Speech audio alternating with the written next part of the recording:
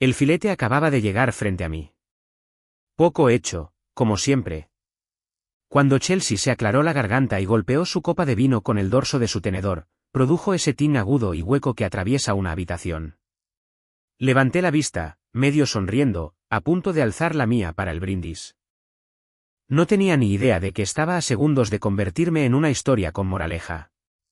De hecho, tengo un anuncio, dijo ella, con una voz ligera y azucarada, como si estuviera desvelando un globo de revelación de género, no una traición personal.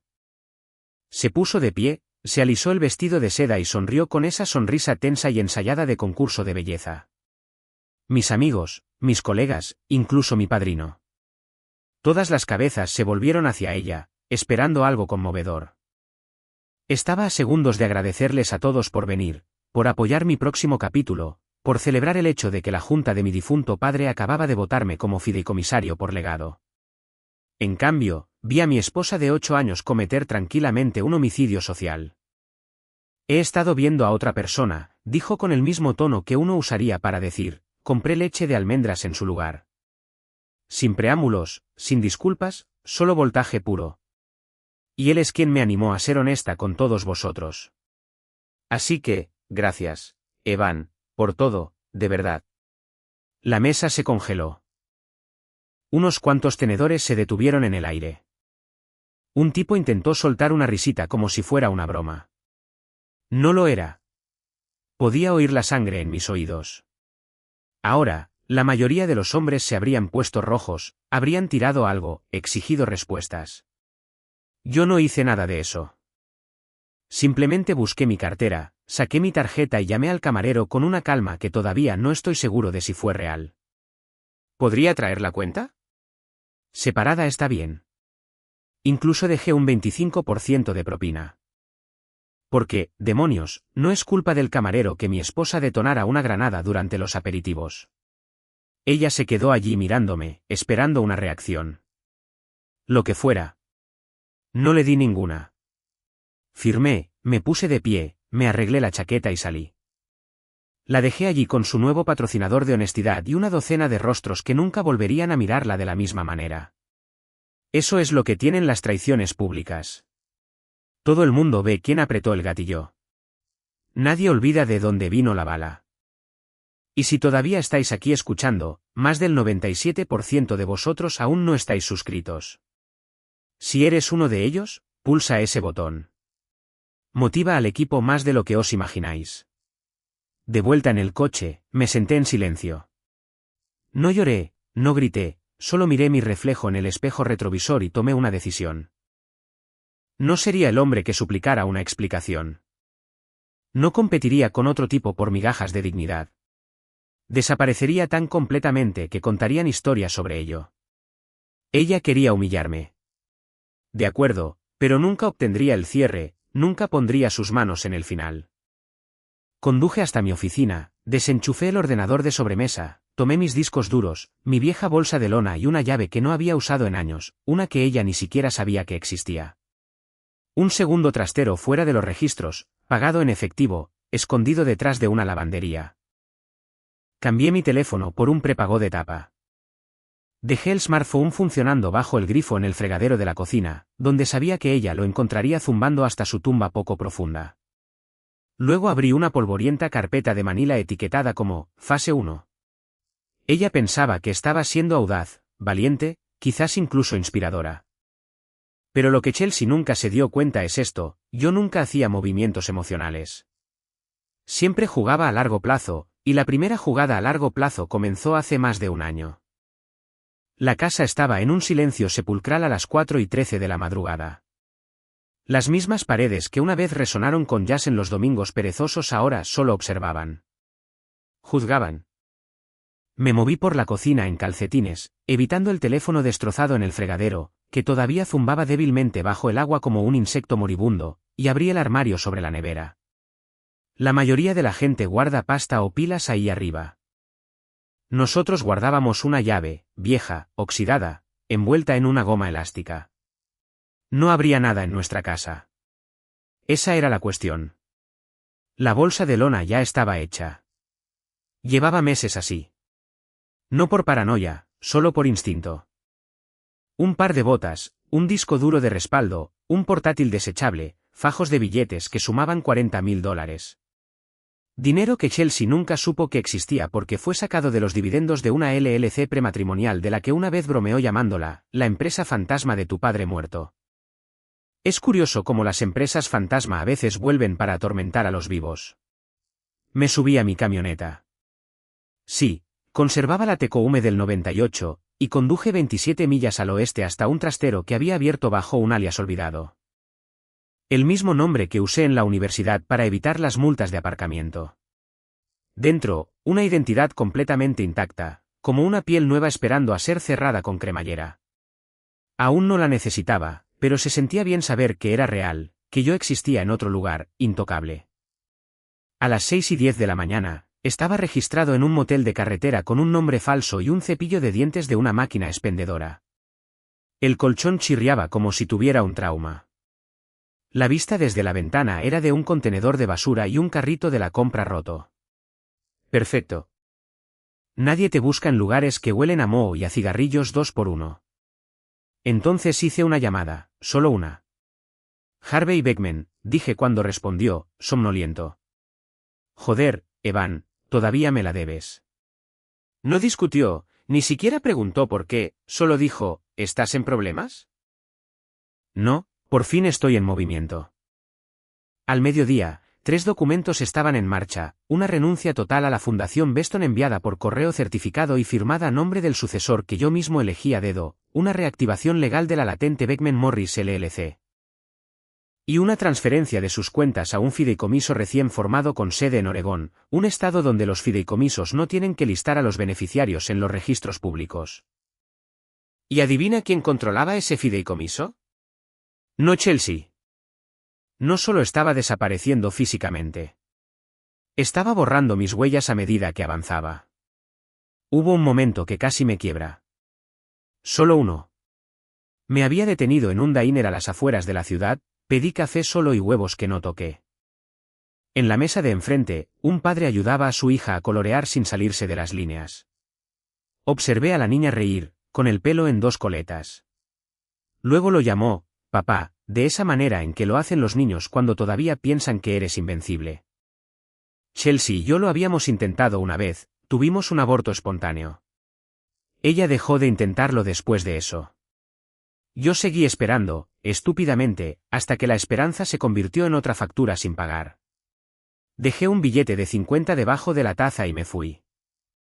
Esa noche, dormí en el suelo del trastero. Solo yo, mi bolsa y una carpeta de papeles que pronto se desvelaría como algo mucho más grande que una venganza. No se trataba de hacerle daño. Se trataba de borrar la versión de mí que ella creía que tenía derecho a romper. A la mañana siguiente, mi asistente en la fundación recibió una carta de renuncia con mi firma y una nota, efectivo de inmediato. Delegar todos los asuntos a Marcus Chow. Sin preguntas, sin seguimientos. Esto es permanente. Chelsea no se enteraría hasta dentro de unos días. Y para cuando lo hiciera, yo ya habría desaparecido de cada sistema, cada activo, cada plataforma que una vez me hizo rastreable. No me estaba escondiendo. Me estaba arrestando. Y hay una diferencia. A Chelsea siempre le encantó la cámara. Publicó el vídeo solo 2 días después del incidente de la cena. Perfectamente iluminada, perfectamente vestida, con una suave música de fondo como si estuviera narrando una charla TED sobre crecimiento personal en lugar de detonar públicamente su matrimonio. Lo tituló, Honestidad, Sanación y Conversaciones Difíciles. La miniatura era ella sosteniendo una taza que decía, evoluciona. Su tono era tranquilo, condescendiente, como si acabara de regresar de un retiro de yoga en lugar de aniquilar la vida de un hombre durante el aperitivo. Fue una decisión difícil, dijo a la lente, con los ojos vidriosos pero secos. Pero a veces superamos los roles, las etiquetas, las expectativas. Evan y yo, ya no estábamos alineados. Y alguien entró en mi vida que me ayudó a ver que estaba viviendo una versión de mí misma curada por la comodidad, no por la verdad. Usó palabras como, viaje, vulnerabilidad y, empoderamiento. Ni una sola vez dijo, traición. Ni una sola vez dijo, aventura. De hecho, nunca lo llamó infidelidad. Solo un despertar. Unas pocas personas en su pequeño círculo de bienestar performativo aplaudieron. Comentarios como, gracias por mostrarnos cómo es la verdadera valentía, llegaron, en su mayoría de otras mujeres que nunca habían conocido a Evan, nunca habían visto la expresión de su rostro cuando Chelsea eligió, despertar, a su costa, frente a su futuro. Pero los aplausos no duraron. La página social de la fundación se oscureció. La gente se dio cuenta. Un donante publicó, oye, ¿dónde está Evan? Se suponía que iba a hablar en la gala de mentoría esta semana. Otro preguntó por qué el portal de donaciones estaba caído. La gala misma se pospuso indefinidamente. Cuando ella intentó comentar, Evan se está tomando un merecido año sabático, alguien respondió, él lo sabía. Y entonces las cosas empezaron a sentirse extrañas. Llamó a su oficina, desconectada. Envió un correo electrónico a su asistente, sin respuesta. Contactó a su primo, que solía vivir en Seattle, buzón de voz lleno. Incluso intentó enviarle un mensaje a Marcus Shaw, el sucesor que Van nombró en la presentación del fideicomiso. Marcus le devolvió un correo electrónico de una sola línea, por favor, dirija todas las preguntas futuras al asesor legal de la Junta. Según las instrucciones del señor Elwood, no me involucraré en asuntos personales. Ahí fue cuando su tono empezó a flaquear. Llamó a la policía, no para denunciar un delito. O no, eso sería admitir que no tenía el control. Presentó una solicitud de control de bienestar, dijo que estaba preocupada, que él no había vuelto a casa, que no se había presentado a trabajar y que quizás estaba en un estado de angustia emocional. El oficial que la llamó de vuelta sonaba aburrido. Señora, encontramos su coche en un aparcamiento disuasorio junto a la 405, cerrado. Sin signos de violencia. Nadie que coincida con su descripción ha ingresado en ningún hospital. Y, francamente, que un hombre adulto no quiera ser encontrado no es ilegal. Esa parte debió de dolerle. No publicó otro vídeo, pero hizo algunos cambios sutiles en su perfil. La biografía que una vez decía, esposa, defensora, buscadora, fue cambiada a, en transición. Los comentarios bajo sus publicaciones antiguas fueron discretamente desactivados y las historias de Instagram desaparecieron. Para la segunda semana, había empezado a llamar a viejos amigos en común, no para preguntar cómo estaba Evan, solo para tantear el ambiente, para ver si alguien lo había visto. La mayoría no contestó. Uno que sí lo hizo, un antiguo padrino de boda, colgó en el momento en que ella dijo su nombre. Y esa fue la primera grieta. El momento en que se dio cuenta de que Evan no se estaba escondiendo de ella. Se había evaporado a su alrededor. Esa noche se paró frente al espejo del baño, recién tonificada, con el iluminador todavía en sus pómulos, y susurró a la nada, volverá. Siempre lo hace. Pero esta vez, el espejo no asintió, porque por primera vez en su vida curada, filtrada y siempre bajo control, Chelsea no controlaba la narrativa. Y el silencio, no era accidental. Comenzó con un error de inicio de sesión. Chelsea estaba sentada en el borde de la cama. Su cama, aunque ahora solo olía a velas carísimas y a la masculinidad falsa de la colonia de su nueva pareja. Cuando intentó revisar la cuenta conjunta del patrimonio, no estaba entrando en pánico. Todavía no. Solo quería mover un poco de dinero. Algo en el silencio del lado de Evan había empezado a picarle y pensó que tener algo de liquidez ayudaría a calmar los nervios. La contraseña no funcionó. Lo intentó de nuevo. Bloqueo de mayúsculas. No. Bloqueo de seguridad. Hizo clic en, olvidó su contraseña. La cuenta no existe. Parpadeó. Probó con otro navegador. Otro dispositivo. El mismo resultado. Sus dedos empezaron a temblar. Le envió un mensaje de texto a su abogada, Lana, una vieja amiga de la universidad que una vez la ayudó a redactar un acuerdo prenupcial, solo para estar segura. Oye, una cosita. ¿Puedes revisar la cuenta del patrimonio Beston? Algo va mal de mi lado. 20 minutos después, Lana llamó. Sin cumplidos, solo las palabras, Chelsea. Siéntate. La cuenta había desaparecido.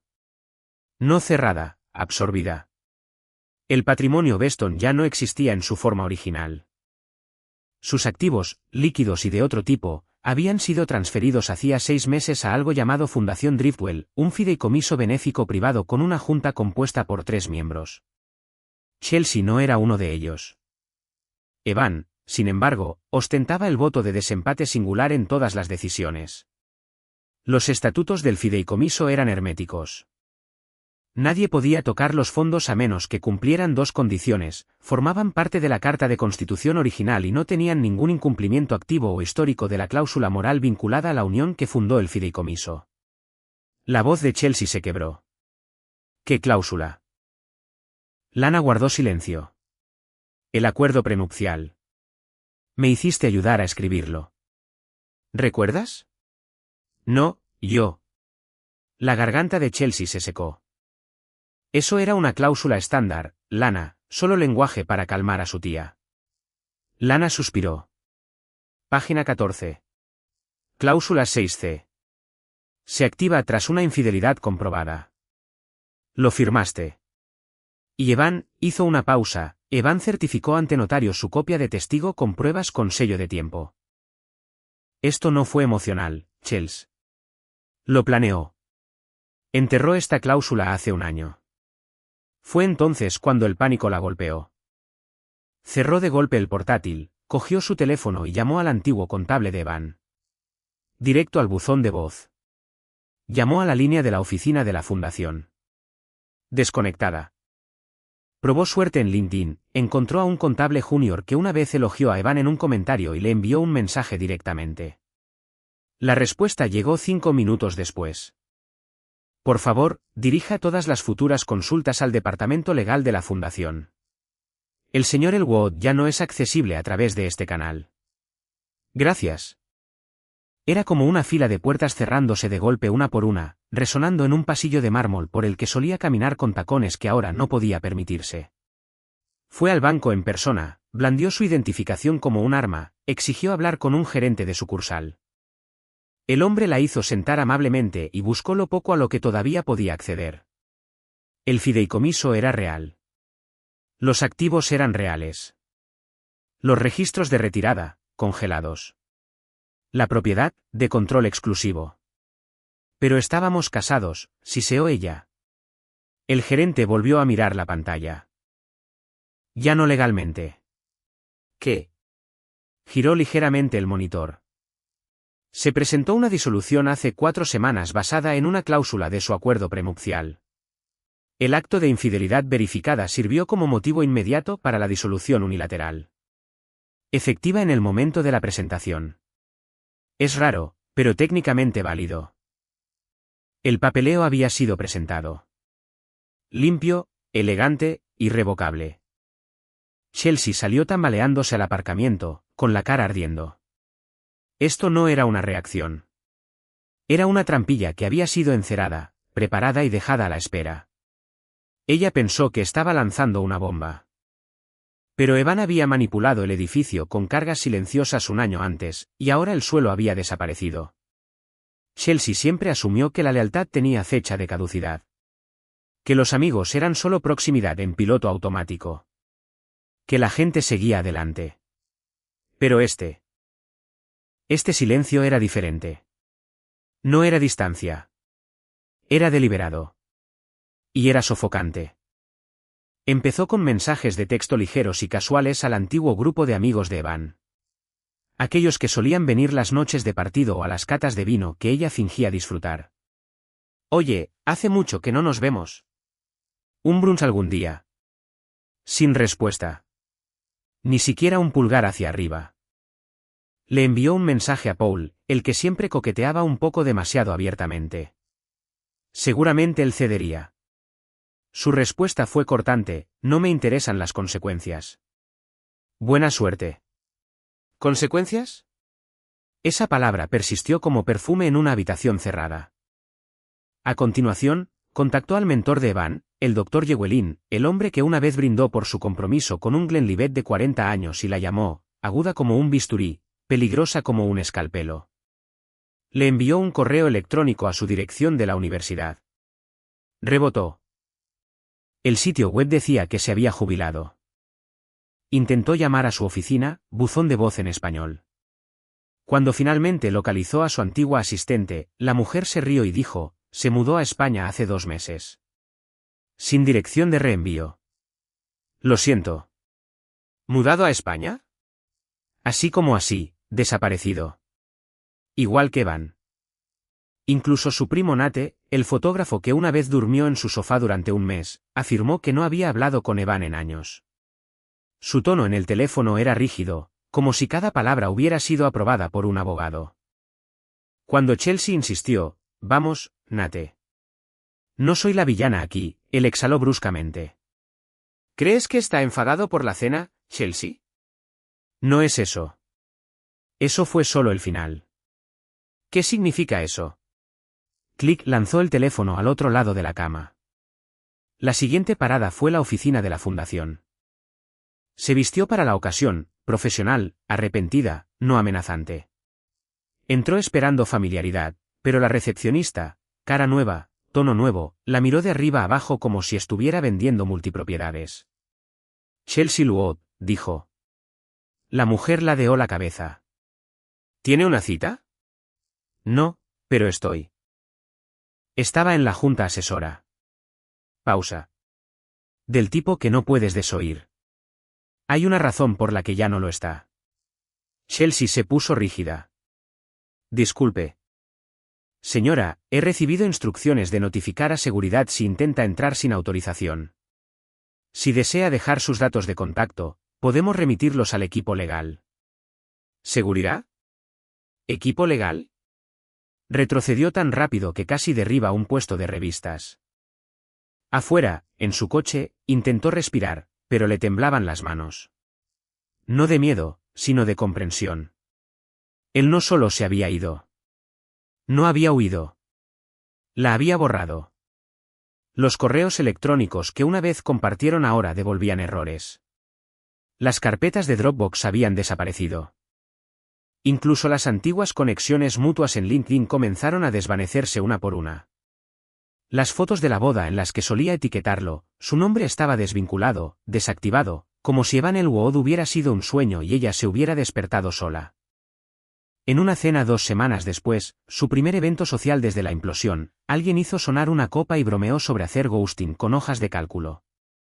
Todos rieron. Chelsea forzó una sonrisa. Pero una mujer al otro lado de la mesa, alguien a quien no reconoció, se inclinó. Tú eres Chelsea, ¿verdad? Sí, dijo con cautela. La mujer bebió un sorbo de vino. Hay todo un subreddit sobre tu marido.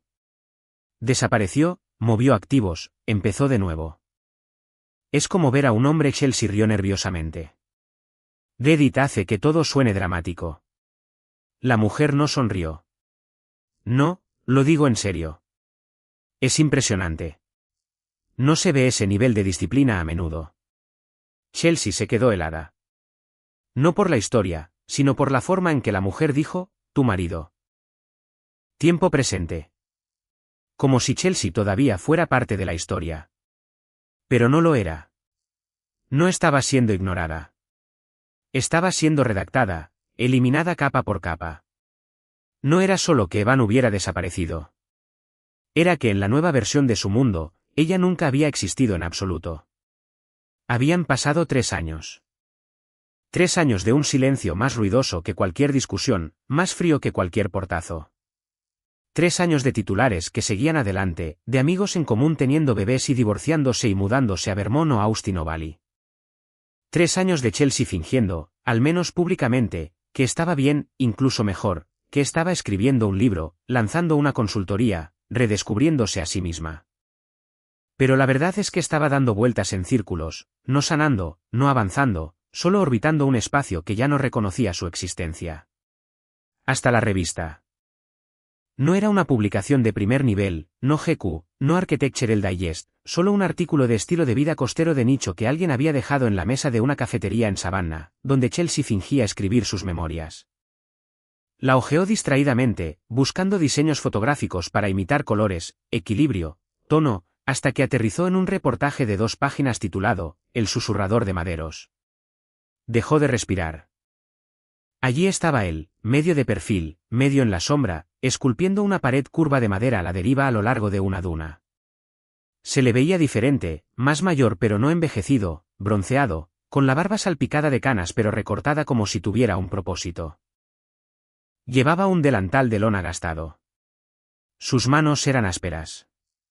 Su cuerpo parecía más delgado. Sus ojos, aunque ocultos en su mayoría por unas gafas de aviador, todavía tenían esa misma intensidad. La firma decía, E. Rowen, artista, escultor, minimalista. No Evan Luod, solo E. Pero ella sabía. El artículo hablaba en tonos románticos. Como nunca daba su nombre completo. Como su obra aparecía de repente en las playas y desaparecía con la misma rapidez. Como rara vez hablaba con la prensa. Como trocaba piezas con los lugareños, a veces por pan, a veces por piezas de barco. Como se negaba a hablar de su pasado. Una línea destacaba como un cuchillo, tuve que desaparecer para ver con claridad. Chelsea la leyó una y otra vez. Le empezaron a temblar las manos. Salió de la cafetería sin pagar. Volvió a su coche de alquiler y corrió las cortinas como si alguien la estuviera observando. Durante las siguientes 6 horas, rastreó todo, búsqueda inversa de imágenes de la foto, seguimiento de la firma del periodista, que aparentemente no había podido confirmar nada sobre el pasado de Evan más allá del arte costero. La ubicación se mencionaba vagamente como un tramo aislado de la costa este, pero una foto borrosa en el fondo mostraba una cresta familiar. La cotejó con viejos mapas de senderismo. Coincidía con una región de Carolina del Norte, un lugar que él mencionó una vez cuando todavía fingían estar enamorados. A las 10:04 de la noche tenía un billete de avión. Wilmington, solo ida. Esa noche se paró frente a su espejo por primera vez en meses. Estudiando su propio rostro. La piel era más delgada ahora. Las patas de gallo, reales.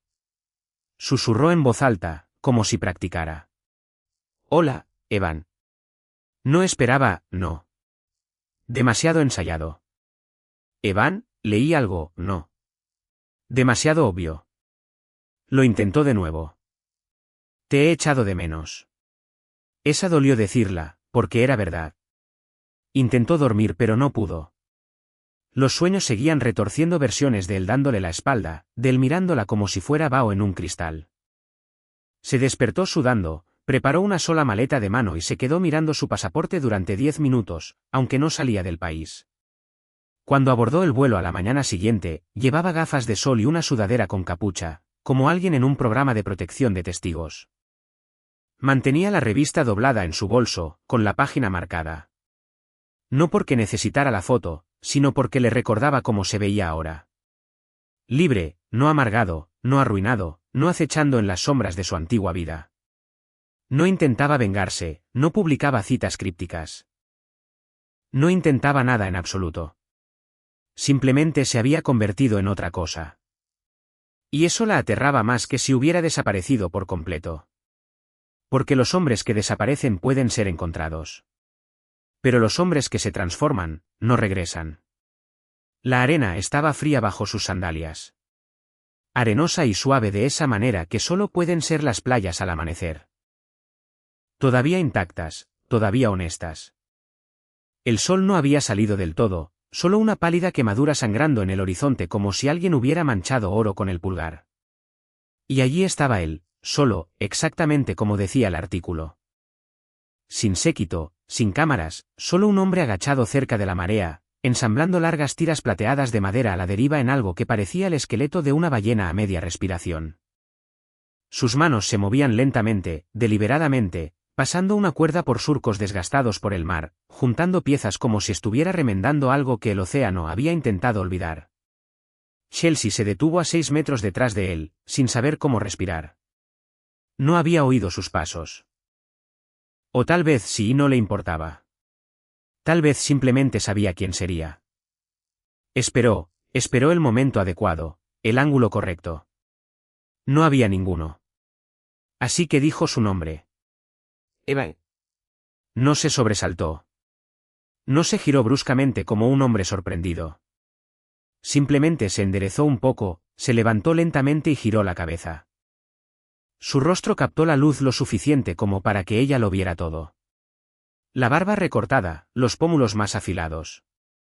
Las líneas alrededor de su boca, más profundas. Y sus ojos.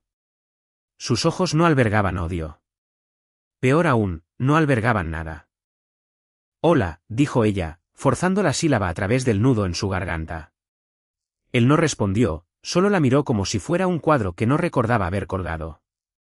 No enfadado, no asustado, solo confundido porque estaba allí. Ella dio un paso adelante. Te he echado de menos. Una larga pausa. Él no parpadeó. No se inmutó. Luego, finalmente, habló. Echabas de menos la versión de mí que pensabas que siempre poseerías. Su voz era más grave ahora, menos pulida, como la de alguien que no había necesitado suavizar nada durante mucho tiempo. Ella tragó saliva. Yo no esperaba que estuvieras vivo. ¿Entero? Sin arruinar. Sacudió la cabeza, con los ojos escociéndole. Que te vieras así, como si no hubiera pasado nada. Él soltó una risa seca. Sin alegría. Oh, algo pasó. Solo que te pasó a ti. Su boca se abrió y se cerró. ¿Qué podía decir? ¿Que lo sentía? ¿Que el hombre que estaba frente a ella no era el que ella traicionó, sino una nueva versión cristalina tallada por el silencio y la distancia? Cometí un error, dijo finalmente. Esa noche, la interrumpió él, fue el momento en que me di cuenta de que todo lo anterior era una mentira que yo había aceptado. Evan, yo no pensaste que me iría, dijo él, cortando sus palabras como el viento a través de la niebla. Pensaste que te perseguiría, discutiría, tal vez incluso perdonaría con el tiempo. Pero nunca pensaste que desaparecería, ¿verdad? No, susurró ella. Se suponía que no debías convertirte en alguien sin mí. Se volvió hacia la escultura, cogió un trozo de madera, lo alineó con otro como si ella no fuera más que una pausa incómoda en su mañana. Chelsea dio otro paso adelante, más cerca ahora. Solo necesitaba verte. Ya lo has hecho. Silencio. Y eso, se dio cuenta, era todo lo que iba a conseguir. Él no intentaba castigarla. No intentaba nada en absoluto. Ya había seguido adelante en el sentido más verdadero de la palabra. No con otra persona, sino más allá de la versión de sí mismo que alguna vez necesitó su aprobación, su presencia, su drama, su nombre. Se había reconstruido en silencio, por completo, y al hacerlo, la había vuelto completamente obsoleta. Se quedó allí un momento más, esperando algo. Una mirada, un suspiro, incluso un adiós. Nada. Él siguió esculpiendo, con las manos ásperas, precisas y libres. La marea subió. El sol se elevó. Y Chelsea se quedó allí, en la luz creciente, tratando de no romperse, porque frente a ella estaba la prueba de lo único que no podía controlar, el hombre que ella destrozó no se destrozó, mudó de piel. A la mañana siguiente, esperó en el mismo tramo de arena. Sentada en un banco astillado cerca del paseo marítimo donde los lugareños venían a beber café malo y discutir sobre las mareas. Tenía las manos cruzadas en el regazo, las rodillas rebotando, el rímel ya corrido por el viento del océano. Parecía una mujer suplicando piedad al tiempo. Él llegó exactamente a las 7 de la mañana. Sin apretón de manos, sin sonrisa, solo un silencioso asentimiento mientras se sentaba a su lado en el banco, ligeramente apartado, con los ojos fijos en el horizonte como si el océano tuviera más que decir que ella jamás podría. Gracias, dijo ella suavemente, por aceptar reunirte. Él no respondió. Yo no estoy aquí para remover todo. Solo necesito decir algo y no espero nada de ti. Aún nada. Ella continuó, las palabras brotando como agua entre manos agrietadas. Lo que hice no fue solo egoísta. Fue cobarde. Intenté enmarcarlo como crecimiento, como un despertar, pero eso era solo marketing. Fuiste bueno conmigo, Evan, mejor de lo que yo supe aceptar en ese momento. Y creo, sé que arruiné algo sagrado. Lo miró de reojo. Él parpadeó una vez, pero no hubo otra señal de que su voz se registrara como algo más que ruido de fondo. He intentado seguir adelante, dijo. He intentado salir con gente, he probado la terapia, los rituales de limpieza y los retiros y la escritura y nada funcionó, porque tú eras lo más real que he tenido y te convertí en un titular. Aún silencio. Lo siento, susurró. Una larga pausa. Luego, finalmente, él metió la mano en el bolsillo de su abrigo y sacó un sobre. Blanco estándar, impecable, sin mensaje escrito a mano, solo una carta impresa. Se lo entregó como un camarero que deja una cuenta. Eficiente, impersonal, final. Ella lo abrió. La carta decía, respuesta de la Junta Ejecutiva de la Fundación Driftwell. Sus ojos recorrieron los párrafos hasta que aterrizaron en la única frase que importaba. Señorita Elwood, su petición de una disculpa pública formal, declaración personal o aclaración de reputación ha sido revisada y respetuosamente denegada. Las acciones que rodearon su partida fueron internas, justificadas y documentadas. Su marca personal. Presencia en los medios o percepción pública no se consideran responsabilidades de esta fundación. Debajo, 3 firmas. Ninguna de Evan. Él no había escrito la carta. La había delegado. Ella lo miró, atónita. Tú sabías que contacté a la Junta. Él finalmente habló. ¿Pensaste que la leería? Se quedó boquiabierta. Yo no intentaba manipular a nadie. Solo pensé que si la gente entendía lo que realmente pasó, lo entendieron, la interrumpió. Por eso no te devuelven las llamadas. Las lágrimas brotaron en sus ojos. Pero se negó a dejarlas caer. No frente a él. No en este banco. No donde las gaviotas pudieran presenciar su colapso. Lo perdí todo, dijo. Él se encogió de hombros, todavía mirando las olas. Entonces supongo que estamos en paz. No, dijo ella. Tú te reconstruiste. Y tú hiciste marketing, replicó él. Intentaste convertir la vergüenza en influencia. Lo llamaste sanación, porque publicidad era demasiado honesto. Eso no es justo. Se giró hacia ella finalmente, solo un poco, lo suficiente para que ella lo viera. Su rostro, ya no afectado por el dolor o el recuerdo. Es preciso. El viento se levantó, el pelo le azotó la boca. ¿Fue real? Preguntó, desesperada ahora. ¿Algo de ello? La consideró por un largo momento, luego dijo, lo fue, hasta que necesitaste un giro en la trama. Ella exhaló bruscamente, como si hubiera estado conteniendo la respiración durante años y finalmente se diera cuenta de que no quedaba oxígeno. No estás enfadado, dijo. No. No me odias. La miró, y la respuesta fue peor que el odio. No pienso en ti. Se levantó lentamente, dobló la carta y la volvió a meter en el sobre, como si hacerlo pudiera hacer desaparecer las palabras. Pensé que tal vez podríamos reescribir las cosas. Él también se levantó, se sacudió la arena de la manga. Tú no estás en el siguiente capítulo. No lo vio alejarse, porque para cuando sus rodillas dejaron de temblar, él ya se había ido. El clip solo duraba 46 segundos. Pantalla en negro, fundido a una toma granulada de una mujer escribiendo en una máquina de escribir vintage en un porche soleado. Corte a un hombre con una chaqueta gris sentado frente a una pared de libros. El pie de foto lo presentaba simplemente como Harvey Beckman, estratega legal. Su voz era tranquila, casi divertida, como alguien dando una charla TED sobre el arte del escapismo. Algunos hombres no gritan, dijo, inclinándose ligeramente hacia adelante. No tiran cosas. No dejan notas pasivo-agresivas ni hacen agujeros en las paredes. No, los raros desaparecen. Pero no caóticamente. Sin drama, sin sangre. Hacen ghosting con intención. Dejan atrás sistemas que funcionan sin ellos. Y las personas que los hirieron se quedan golpeando a las sombras. Fundido a negro. Esos 46 segundos rompieron el algoritmo. Al mediodía, el vídeo tenía 3.6 millones de visitas. Surgió un hashtag, Ghost con intención. Los TikTokers empezaron a bromear sobre hacer un Evan en relaciones tóxicas. Hilos de Reddit diseccionaban el clip como si fuera escritura sagrada. Se publicaron artículos de opinión. Un artículo lo llamó, la estrategia de venganza más elegante de la década. Otro lo apodó, jiu-jitsu financiero para los emocionalmente maduros. Pero Chelsea no se reía, porque en los comentarios, enterrado bajo las teorías de los fans y los mantras sobre reclamar el poder, estaba su nombre.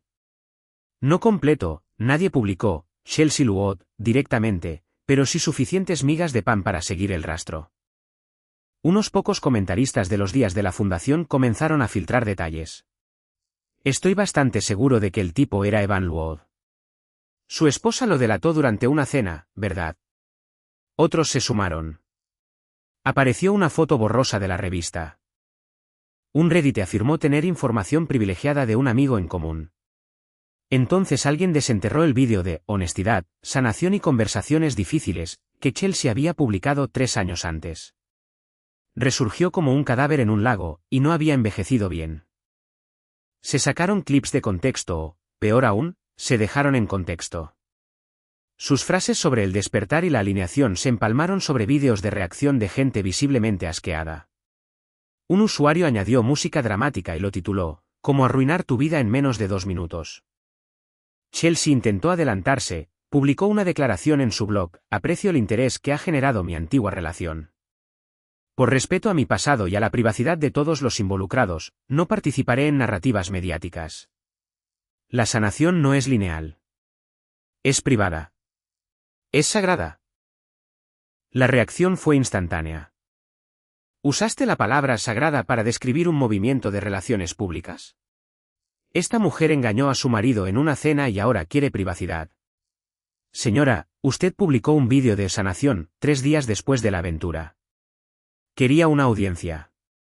La consiguió. Chelsea intentó desactivar los comentarios. Eso lo empeoró. Un ensayista de YouTube lanzó un análisis profundo titulado Vulnerabilidad armada, el manual de Chelsea Luod, que escaló hasta el número 12 en tendencias. Antiguos patrocinadores comenzaron a retirarse discretamente. Un podcast en el que había sido invitada eliminó su episodio. Una marca de bienestar pausó su código de afiliada. Incluso su terapeuta dejó de compartir sus citas. Y mientras tanto, Evan no decía nada. No aclaraba, no demandaba, no defendía ni se regodeaba ni corregía.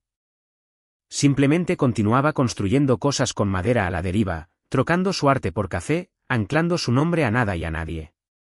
Lo que lo empeoró, porque toda historia, todo escándalo, necesita un villano y una víctima. Pero Evan rechazó ambos roles. Simplemente se había ido. Y en su ausencia, la historia seguía escribiéndose sola, sin él. Veía los clips por la noche en la cama, con el volumen bajo, las cortinas corridas. Se decía a sí misma que pasaría, que Internet olvida. Pero en el silencio posterior, sabía que esto no lo olvidaría. No porque él desapareciera, sino porque lo hizo sin hacer ruido y se aseguró de que todos lo oyeran de todos modos. El viento era suave esa mañana, acariciando las dunas como un suspiro que no necesitaba permiso. Las olas se movían lentas y perezosas, medio dormidas, estirándose contra la orilla. Evan caminaba descalzo, con las manos en los bolsillos de una chaqueta de lona raída, un trozo de madera a la deriva bajo el brazo. Sin herramientas, sin teléfono, solo la mañana, solo el ritmo. No vio al niño hasta que estuvo a 3 metros de distancia. Un borrón de piernas rápidas y pelo rubio, gritando su nombre. Evan.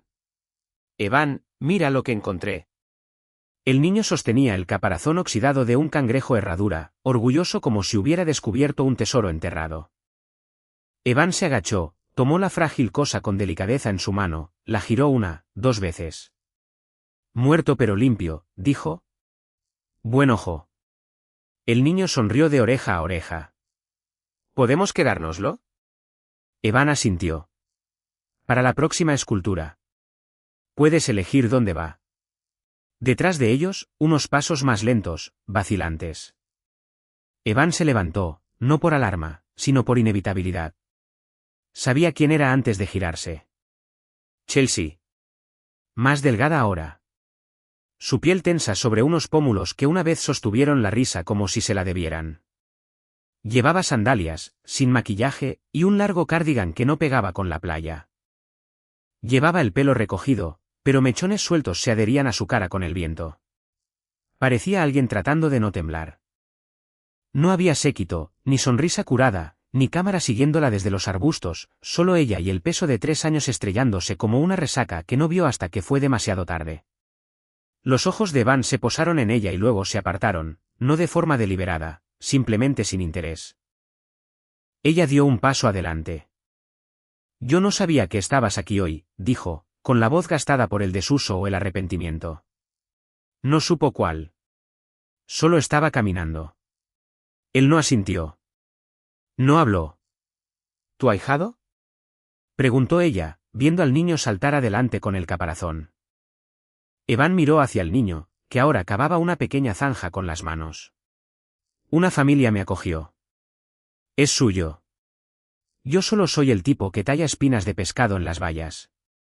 Chelsea rió demasiado rápido. Siempre dices cosas así. Como si no significaran nada. A un silencio. Su tono cambió, más suave ahora. ¿Te ves? Evan esperó. Ella exhaló. Libre. Él no reaccionó. He estado intentándolo, dijo. Arreglar las cosas, ser mejor, vivir más pequeña. En silencio. Pensé que si te veía de nuevo, sus ojos se llenaron, pero no cayeron lágrimas. Quizás las había agotado todas. Por favor, susurró, dando un paso más cerca. Di algo. Se giró hacia ella por completo ahora. No con desprecio. No con piedad. Con finalidad. Ya lo hiciste. Aterrizó más fuerte que cualquier grito. Porque en ese momento, ella lo vio. No al hombre que traicionó, sino al hombre de después. Al que no había roto. Al que no necesitaba sanar porque ya se había despojado de las partes de sí mismo que alguna vez la quisieron de vuelta. Él se giró, con la madera a la deriva aún bajo el brazo, y caminó hacia el niño. Chelsea no lo siguió. No podía, porque nada en el hombre que tenía delante le pertenecía ya. Ni el nombre, ni la paz, ni siquiera el dolor. Se quedó sola mientras las olas llegaban, observando a los dos, hombre y niño, caminando lado a lado hacia una escultura en proceso. Y por primera vez en su vida, Chelsea no solo sintió pena, se sintió borrada.